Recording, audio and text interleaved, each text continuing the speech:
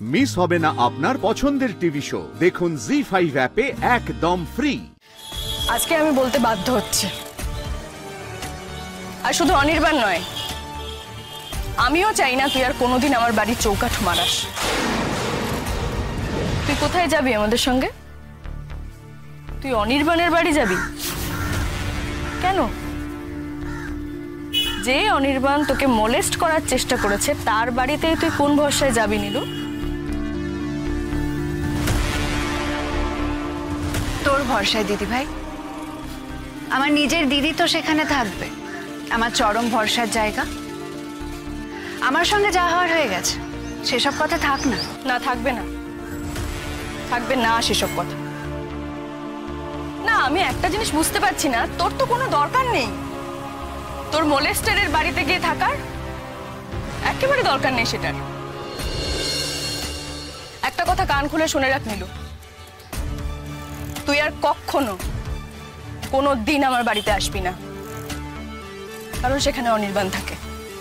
আর এই যে তুই আসবি না, সেটা অনির্বাণ চায় না বলেই আসবি না। আমি কোনোদিন ভাবিনি যে তোকে এই কথাটা আমাকে বলতে হবে, কিন্তু আজকে আমি বলতে বাধ্য হচ্ছে। আর শুধু অনির্বাণ নয়, আমিও চাই না তুই আর কোনোদিন আমার বাড়ির চৌকাঠ মারাস।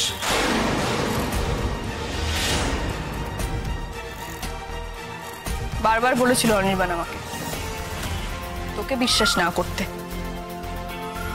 সাপের বিষ এত সহজে কখনোই যায় না, কিন্তু ওই যে আমি আসলে অতি ভালোবাসা, অতি বিশ্বাসে ভোগা একটা রোগী। তোর যেরকম মানসিক চিকিৎসার দরকার, আমার মনে হয় আমারও সেটা দরকার, কারণ আমিও মানসিকভাবে অসুস্থ। না হলে বারবার তোকে আমি বিশ্বাস করি না, বারবার তোকে ক্ষমা করি না। অনেক হয়ে গেছে, অনেক। আমার সংসারে তোর আর কোনো জায়গা নেই নীলু। দিদি ভাই, তুই তখন রিপোর্টারদের সামনে আমাকে ওইভাবে অপমান করলি, তারপরেও আমি বলছি যে তোর বাড়ি যাব, তোর সেবা করব, আর তুই জীবন থেকে সরিয়ে দিতে চাইছি। আমি তোর থেকে ডিস্টেন্স তৈরি করতে চাইছি, আর আমি চাই সারা জীবনেও যাতে আমাদের মধ্যে এই দূরত্বটা না মেটে।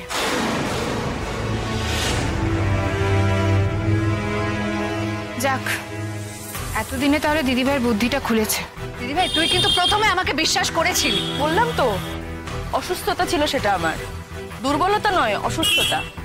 আমি তো অসুস্থ মানসিকভাবে। আর নীলু, কেসটা তুই তোর মতো লড়ে নিস, আমি থাকবো তোর উল্টো দিকে, অনির্বাণের পাশে। আর প্রাণপণে আমি এটাই চাইবো যেন সারা জীবনেও তোর মুখ দর্শন আমাকে আর করতে না হয়।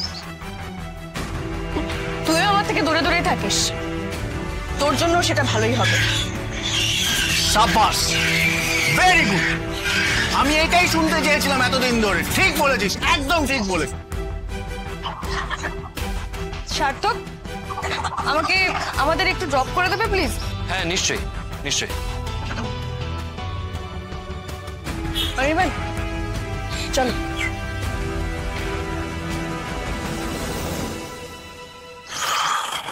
দাদা ভাই, তুই এখন বাড়ি যাবি তো? তাহলে আমি তোর সঙ্গে বাড়ি চলে যাব। না না, তুই আমার সাথে ওই বাড়ি যেতে পারবি না তো। মানে তুই এতদিন ধরে যা যা করেছিস, অনেকবার ক্ষমা করেছি আমরা, আর ক্ষমা করতে পারছি না। তুই ওই বাড়িতে আর ঢুকতে পারবি না।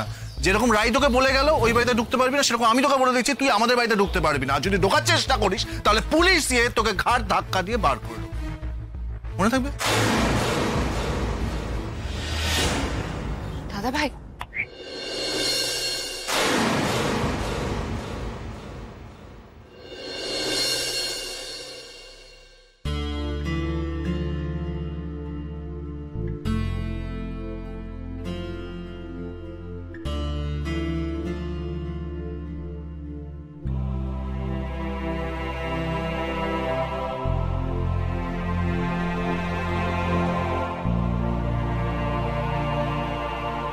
Sorry. I'm sorry, Anirban.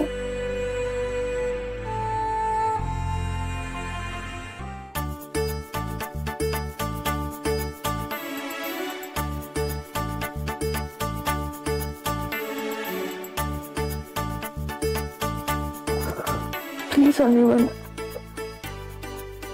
Please একবার কথা বলো আমার সঙ্গে, একবার বলো প্লিজ। তুমি এরকম চুপ করে থেকো না, তোমার যা মনে আসছে তুমি তাই বলো, কিন্তু বলো প্লিজ। তুমি এরকম এরকম ঘুমতে থাকলে যে আমার খুব টেনশন হচ্ছে।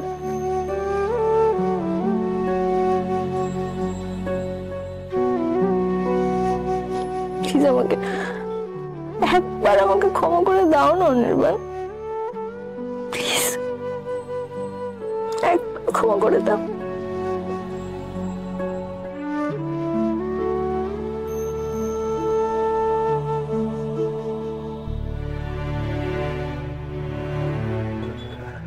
তুমি কি ভাবছো এত, বলো তো?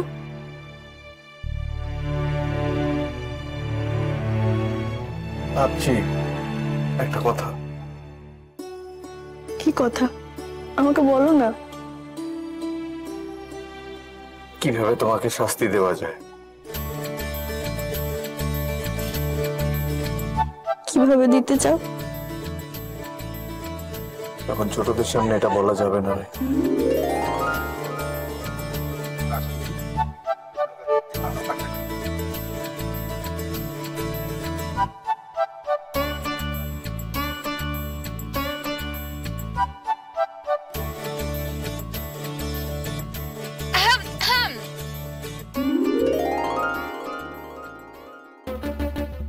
বলছিলাম কি, মানে আমরা বাড়ি এসে গেছি, এখন গাড়ি থেকে নেমে ঘরে গিয়ে বাকিটা মানে বাড়িতে গিয়ে বাকিটা প্রেম আলাপটা সেরে ফেললে হয় না?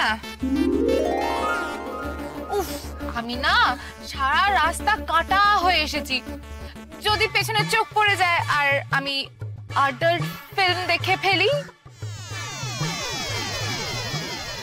এমন করছে যেন আমার বোনটা এখনো অ্যাডাল্ট হয়নি, তাই কি সার্থক? দিদি, তোমার বোন চিরশিশু, বুঝেও না বোঝার ভান করে, জেনেও না জানার ভান করে। ও বোধহয় তুমি ছাড়া আর কারোর কাছে বড় হবে না পণ করেছে। চান্স পেলেই হলো না তোমার? আচ্ছা, আমি চিরশিশুর মতন কি আচরণ করেছি শুনি? উফ বাবা, তোরা কি গাড়ির মধ্যে ঝগড়া শুরু করে দিবি নাকি? নিচে নামবি না? সার্থক, ঘরে যাবে তো তোমরা? এসো।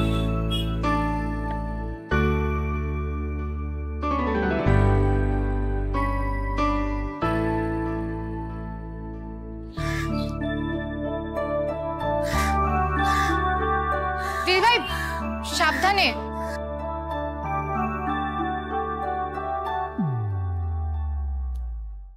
জি5 ডাউনলোড করুন আর সব এপিসোড দেখুন একদম ফ্রি।